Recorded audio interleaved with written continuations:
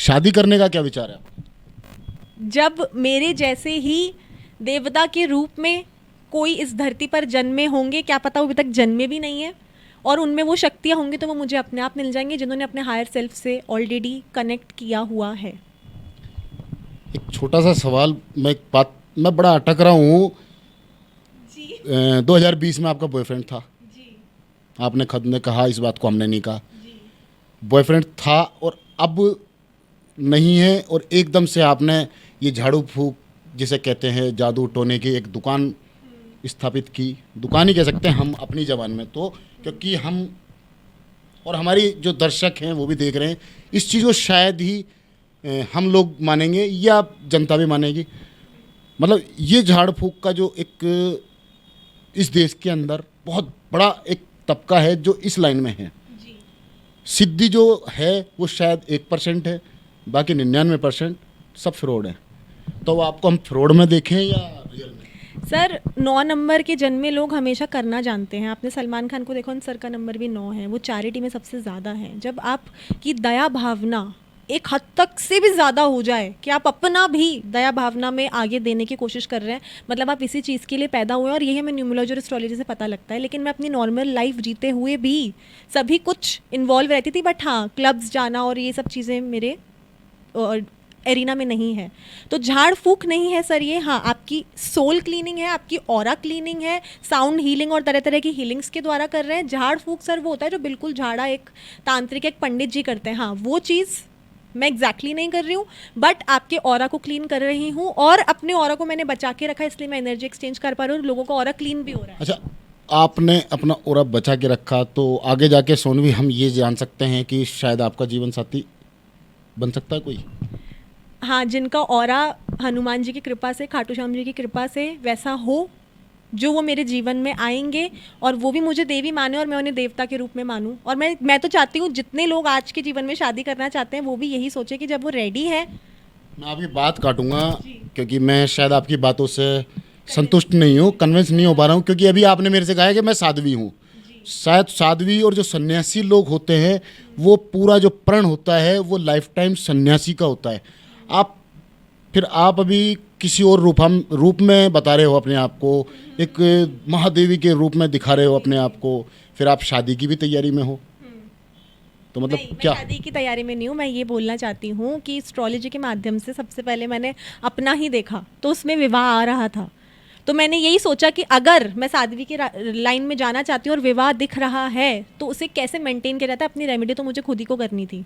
तो इसलिए मैं आपको बोल रही हूँ कि मैं साध्वी नहीं हूँ, और मैं जिस भी रूप में अभी हूँ मैं वैसे ही रहूँगी। और यदि मुझे विवाह के लाइन में जाना है तो मैं अपनी एनर्जी को ऐसे ही प्रोटेक्ट करूँगी जैसे मैं हूँ, और वो भी तब, क्योंकि भगवान के आशीर्वाद को आप नहीं ठुकरा सकते, आप उनको जाने नहीं दे सकते। अगर वो हमें आशीर्वाद देके कुछ करवाएंगे मुझसे तो मैं उस समय पीछे थोड़ी हट के अपने कर्म खराब करूँगी।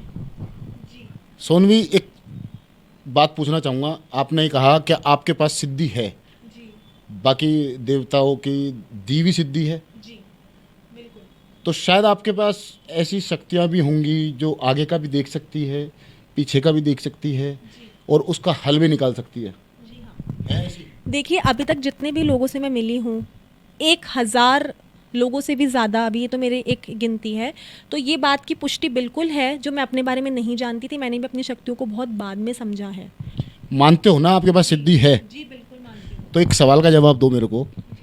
इस देश के अंदर इतने बड़े बड़े बाढ़, सुनामी, कई ऐसी चीज़ें इस देश को देखने को मिली। अभी पाकिस्तान ने एक हमला किया, पुलवामा पे अटैक हुआ, कई ऐसे बड़े मामले हैं। उस टाइम आप कहाँ थे? उस समय पर भी मैंने बहुत से प्रिडिक्शंस करे हैं। मैं बहुत न्यूज़ चैनल के साथ जुड़ी हुई हूँ और वो इतने मीडिया में नहीं आए। तो मैं इतनी ज़्यादा मीडिया में फेमस ही नहीं हो रही हूँ इतने प्रिडिक्शंस करने के बाद में भी। तो मतलब कुल मिला के आप मीडिया में फेमस होना चाहते हो, तो आपका ये पूरा हथकंडा ये है। मीडिया में फेमस नहीं, लोगों तक मेरी बात नहीं पहुँचती है। अगर आप असली सिद्धि जानते हो और आप में असली कोई देवी देवताओं का वरदान है, तो शायद आपको प्रमोशन की या किसी को दिखाने की ज़रूरत नहीं है। वो चीज़ असलियत दुनिया के सामने देर नहीं कभी ना कभी सामने आती है और वो आपकी सिद्धि और आपको मानने वाले ऑटोमेटिक खड़े हो जाते हैं। जैसे कई बड़े संत हैं जिनको माना जाता है और पूजा भी जाता है, जिनको एक झलक पाने के लिए लाखों की संख्या में पब्लिक उमड़ती है। आप में ऐसा क्या है जो पब्लिक, अब मैंने एक सवाल पूछा, आपने उस लॉजिक को हटा के नया सवाल खड़ा कर दिया।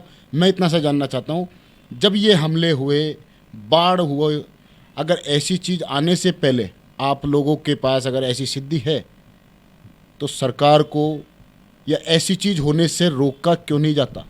देखिए, जो होना है भगवान जो करना चाहते हैं उसमें वो अपने मैसेज, अपनी शक्तियों को उतनी ही रखते हैं और लोगों के पास उतनी ही सिद्धियां होती हैं, क्योंकि ऐसे बहुत बड़े संत हैं जिन्होंने भी नहीं बताया, बागेश्वर धाम जी ने भी नहीं बताया कि इतना डिजास्टर होने वाला है, लेकिन वो लोगों के बारे में बता रहे हैं।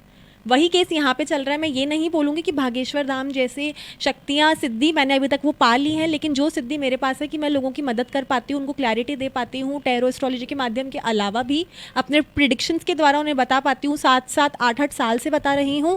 लेकिन जो भी आपने बोला कि अभी तक देश में जितने डिजास्टर्स हुए हैं, जो प्रिडिक्शंस की आप बात कर रहे हैं, तो जी हाँ, बिल्कुल मैंने अपने आप को फेमस करने की कभी कोशिश नहीं करी और लोग अपने आप ही मेरे पास खींचे चले आते हैं। और ऐसे बहुत से प्रिडिक्शंस भी मैं देती हूँ जो काम करते हैं। लेकिन जब मेरा समय आएगा, जब भगवान मुझे ऊपर से वो कहते हैं ना कि परमिशन देंगे, वो चीज़ें तभी होंगी। ये तो आपने वो वाली बात कर दी कि अपनी गलती भगवान पे डाल दी, क्योंकि जब आपने ये कहा कि भगवान ने आपको ये सिद्धि दी है, तो भगवान ने तो मेरे ख्याल से हर एक चींटी से लेके एक बड़े इंसान तक को बड़े अलग दर्जा दिया है और उनका भला ही सोचा है।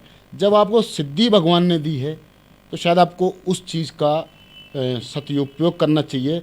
अगर आपको, तो सरकार को मैसेज देने की ज़रूरत नहीं है, क्योंकि आपके पास तो पावर इतनी है, शक्तियाँ इतनी हैं, तो शायद आपको, मुझे लग रहा है कि वहाँ से अगर कोई गोली भी चले तो शायद आप लोग रोक सकते हो ना।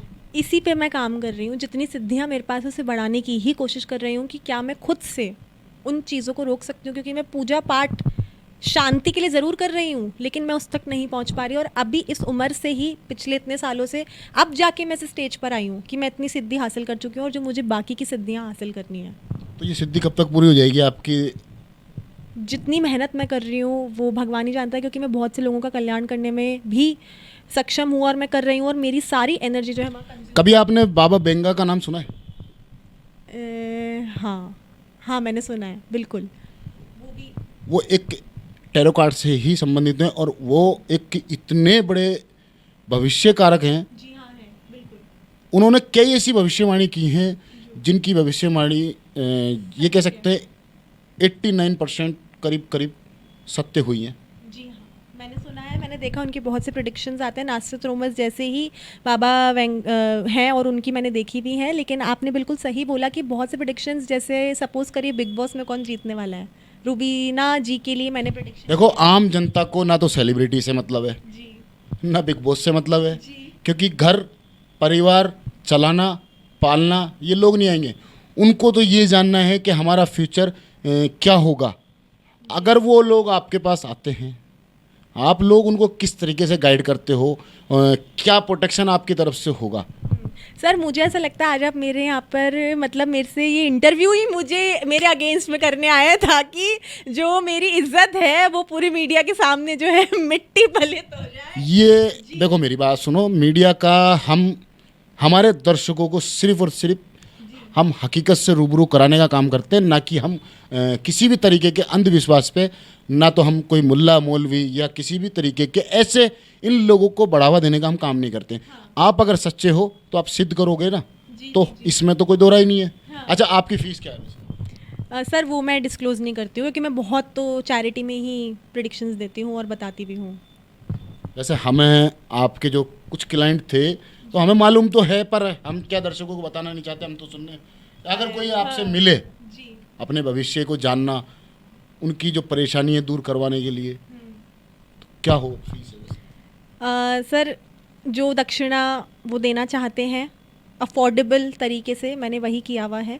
किसी भी तरीके की एक फिक्स्ड फीस मेरी नहीं है। बहुत से ऐसे लोग हैं 10,000 भी ले सकते हो, तो 50,000 भी ले सकते हो। वो उन पे डिपेंड करता है कि वो कितनी दक्षिणा मुझे देना चाहते सवाल हैं। पूछता हूँ मैं, शायद जिन्होंने दुनिया को रचाया, सृष्टि को बनाया, उन्हों को शायद पैसे की, दौलत की, खजाने की, किसी के लड्डू की, किसी के प्रसाद की शायद ज़रूरत नहीं है। और ना वो आस करते हैं, क्योंकि वो हमको देने वाले हैं, वो हमसे क्या लेंगे।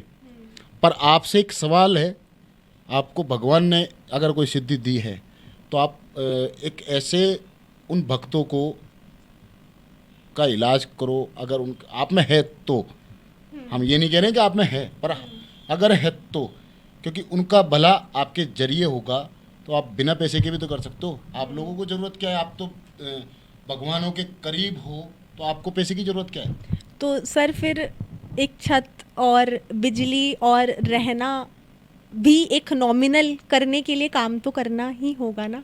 एक छोटा सा, एक बिल्कुल छोटा सा एक अमाउंट भी तो हो सकता है। हाँ नहीं सर, छोटा सा अमाउंट, मेरा छोटा सा ही है, मेरा कोई बहुत बड़ा अमाउंट नहीं है। और मैं जो भी बताती हूँ सटीक बताती हूँ, स्पष्ट बताती हूँ, सत्य ही बताती हूँ। अपने टैरो रीडिंग, इसलिए मैंने टैरो कार्ड्स भी निकाले हैं कि मैं आने वाली पीढ़ी का जो है मार्गदर्शन कर सकूँ। अच्छा, मैं आपकी बात काटूंगा। अभी जो टैरो कार्ड एक्सपर्ट हैं पूरी दुनिया में काफ़ी हैं, जी बिल्कुल बहुत है। और आप तो कुछ भी नहीं हो, उन आपसे बहुत बड़े बड़े हैं। नहीं सर बिल्कुल हूँ। सुनो सुनो सुनो, मेरी बात तो सुनो। हाँ। आपने तो एक ऐसा काम कर दिया जो चीन से और जापान से जो टैरो कार्ड एक्सपोर्ट होते थे, क्योंकि अभी तक वहीं के टैरो कार्ड पूरी दुनिया में चलते हैं, आपने तो खुद के टैरो कार्ड वही तो सर मैं करना चाहती हूँ, वही मैं करना चाहती हूँ। ऐसी कौन सी शक्ति है जो आपने खुद के टैरो कार्ड ईजाद कर दिए। क्योंकि मुझे उन कार्ड से भरोसा नहीं है। तो दुनिया भी तो उन्हीं टैरो कार्ड पर काम कर रही है। क्योंकि सर सब अंधविश्वास में जा रहे हैं। तो वो आपको कैसे देखें, अंधविश्वास में या। मेरा सर, आप मेरे से इतने सवाल कर रहे हैं, मेरा आपसे एक सवाल है कि आप सभी देवताओं को भूल जाइए, और जो फॉरेन के जो भी वो लोग जिस भी ट्रेडिशन रिलीजन को फॉलो करते हैं, हम उसको फॉलो करना स्टार्ट करें तो हमारी जनरेशन कहाँ जाएगी सर, आप बताइए। हम भी अगर उसी में लग जाएंगे तो हमारे देवी देवताओं को अगर हम पूजना बंद कर दें, जहाँ पे महाभारत हुई, जहाँ पे रामायण हुई, जहाँ पे जितनी यहाँ पे युद्ध हुए, सालासर राजस्थान से इतने करीब है, खाटू श्याम जी, जो भी यहाँ पर हुआ हमारे इस धरती पर ही हुआ है, बनारस में ही हुआ है, शिव जी, शिवलिंग, शनिदेव जी, पीपल के पेड़, सब कुछ इंडिया में। लेकिन अगर हम बाहर के रिलीजन को ही उनके पास बताने के लिए उसकी पूजा करने लग जाए टैरो कार्ड्स की, तो सर हमारी जनरेशन तो फिर यही तो कल्याण में करने की कोशिश कर रही हूँ कि हमारी जनरेशन के पास हमारी संस्कृति जो है बची रहे। आपको सनातन का ही मेन उद्देश्य मान सकते हैं। बिल्कुल, धर्म को आगे बढ़ाने के लिए। सेकुलर देश है, जी और भी समाज इस देश में रहता है। सिख हैं, जी। मुस्लिम हैं, क्रिश्चियन हैं, उनके भविष्य के लिए क्या सोचते हो आप। सर यही तो बात है कि धर्म से बढ़ के आज जाति हो गई है। सभी के अलग अलग कास्टिज्म पर उनको प्रिडिक्शंस और उनकी नॉलेज पे दिया जा रहा है। मुस्लिम बोलते हैं हमारी चार्ट कुंडली नहीं होती है, लेकिन पैदा तो तुम हुए हो, तुम्हारा डेट ऑफ बर्थ तो है ही, आत्मा तो तुम्हारे अंदर भी है। लेकिन ये जो जातिवाद आ गया है, इसकी वजह से और मुसीबतें आज हमारा भारत देश भी झेल रहा है। क्रिश्चियंस को अलग कर दिया है, मुस्लिम को अलग कर दिया है, हिंदुइज्म को बिल्कुल ही अलग बता दिया है, सनातन धर्म को हम आगे लेके जा रहे हैं। लेकिन हमें किसी की जाति से कोई लेना देना नहीं है, सब एक समान ही होने चाहिए। और मैं भी यही